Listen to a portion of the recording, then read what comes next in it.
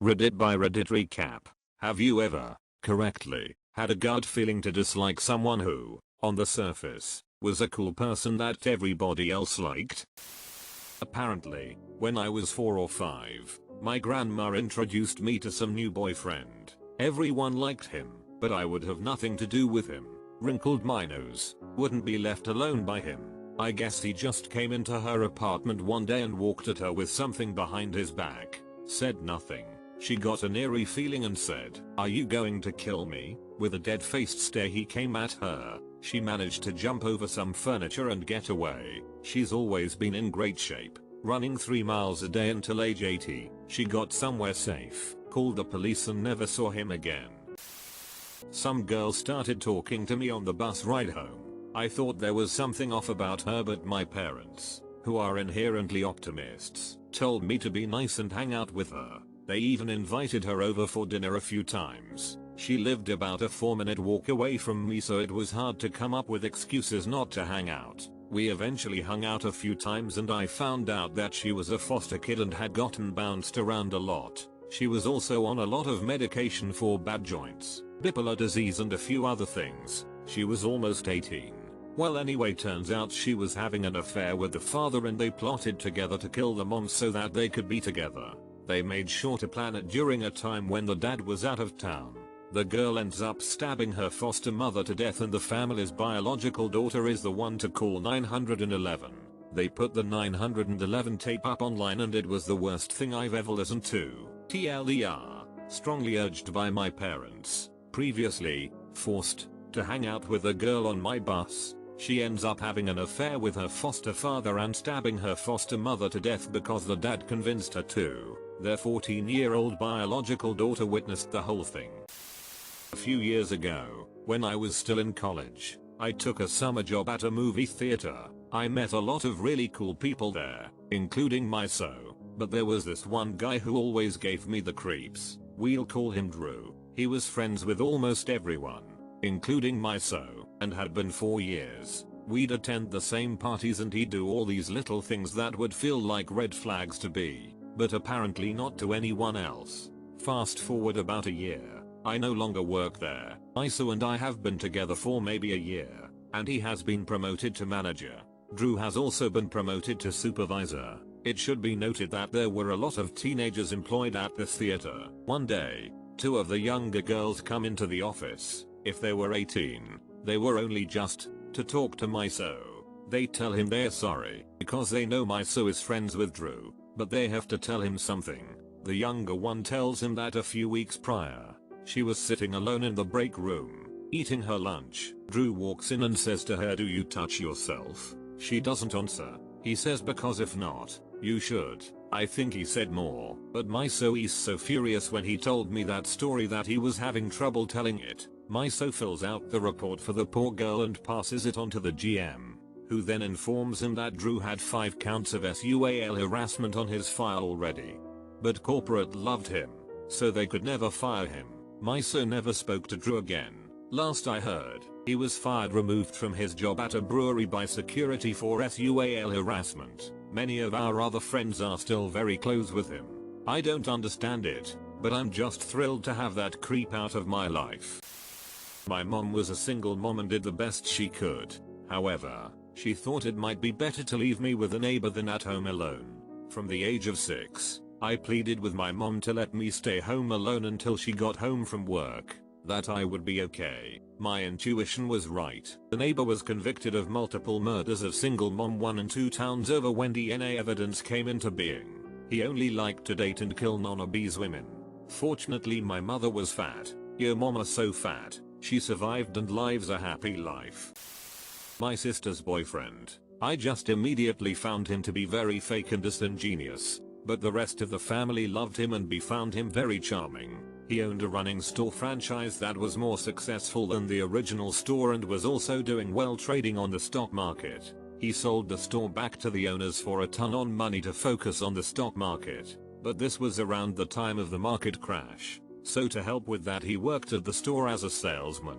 They eventually got married and bought a huge house. And that's when the cops came knocking at the door to their large home with a view. He wasn't rich. He never owned the store. He was only ever a worker and had been stealing cash from the register products and selling them on eBay. The divorce came quick after that. I have a similar story. Psychophant Jeremy, a Weasley looking younger dude I worked with at a music shop in the UK. He was the perfect employee. Early to work, stayed late every day. He'd fix things and tinker about being all helpful when there were no customers and I was sitting around playing the expensive keyboards. I always knew he was hiding something inside, but the managers loved him for the reasons above, had nicknames for him and then I left the job. Fast forward a few months, I go in for some guitar strings, and Jeremy's not there. Jeremy had been stealing those expensive keyboards and high-end audio equipment. That's why he was staying late all the time. He was loading the gear into his Mini out the back of the shop.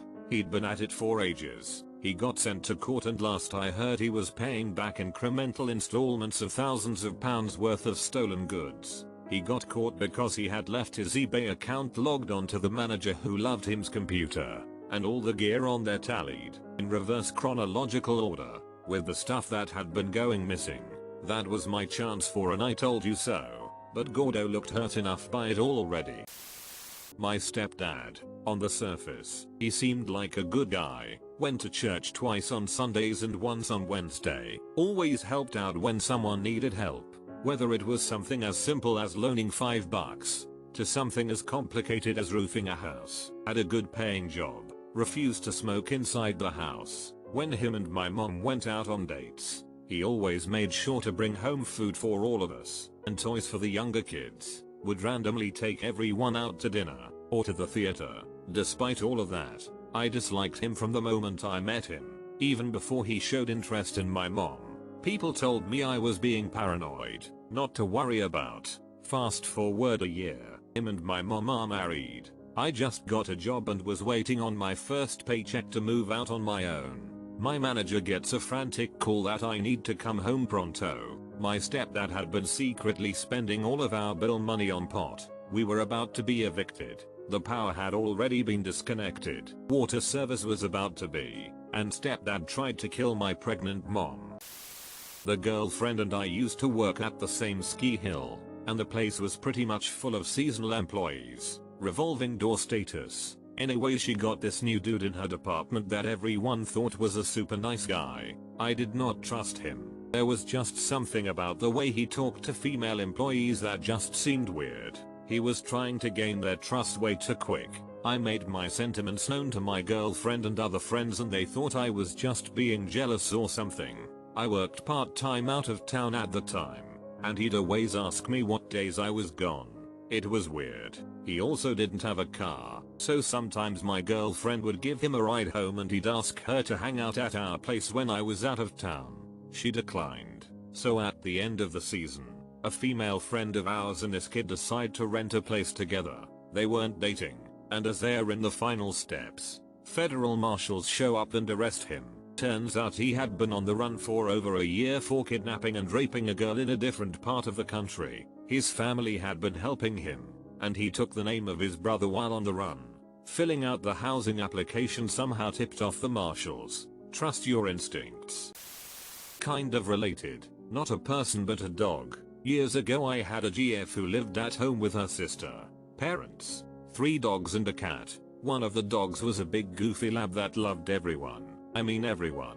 2-year-olds could climb all over him and he loved it. Anyway, the sister had been seeing some guy for a little while, maybe a month, and she's bringing him home to meet the family for the first time. The guy hadn't even come to the door yet. The dog was in the house and went ballistic. I had never seen anything like it. He went from goofball to apex predator. Needless to say, he couldn't come in the house. They had to leave. About 2 weeks later the sister comes home. He had slapped her and she ended it. She also found out that he beat his ex-wife before her. One of my husband's aunts has a German Shepherd. He's a big, dumb, scared of his own shadow and fireworks type. He once knocked down a cousin and growled at her because he thought I was being rough with my kid. No sweetie, he saw you being rough and protected the kid. It was literally his first time jumping on anyone, let alone knocking them over. He's seen us roughhouse and LARP. I would argue he knows the difference between real violence and play.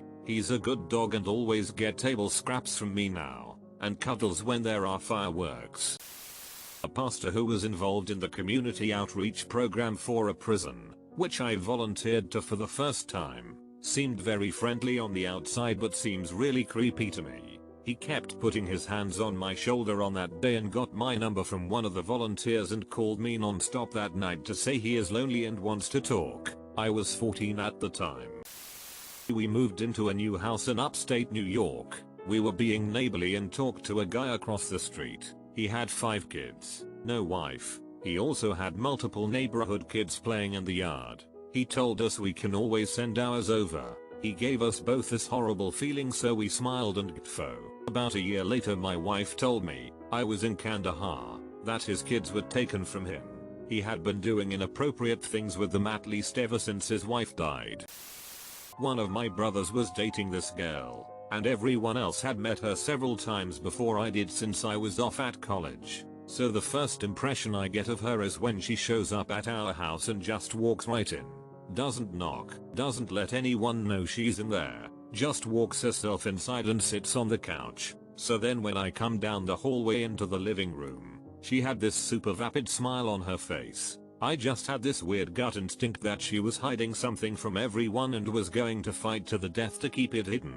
I expressed to my mom that she gave me a weird vibe and I got told to stop being jealous, but long story shorter, she ended up having an entire other relationship and life with another guy 3 hours away. How did your brother find out? Her other guy came to see her one day and she told my brother that he was an old co-worker. So my brother said he'd take them all out to lunch and she lost her and it all unraveled. She admitted to everything.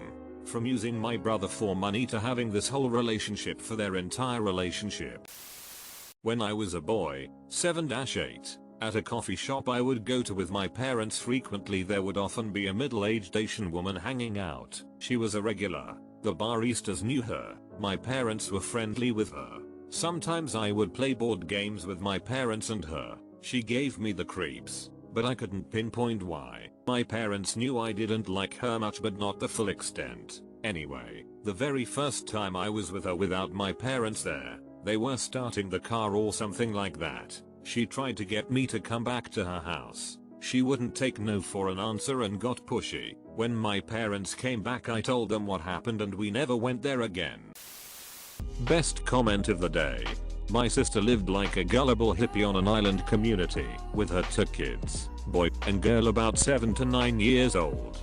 Her husband was a spineless guy that did everything she said, except when it might endanger his children, at which point he would do a genuinely impressive bull ape impersonation and act to protect the kids. I was visiting when they had this totally facile manipulative guy around who was a talented music teacher, offering to teach her 2 children to play. Everything about him rubbed me and my brother-in-law up the wrong way. It was all too perfect, like a script, and he told my sister everything she wanted to hear.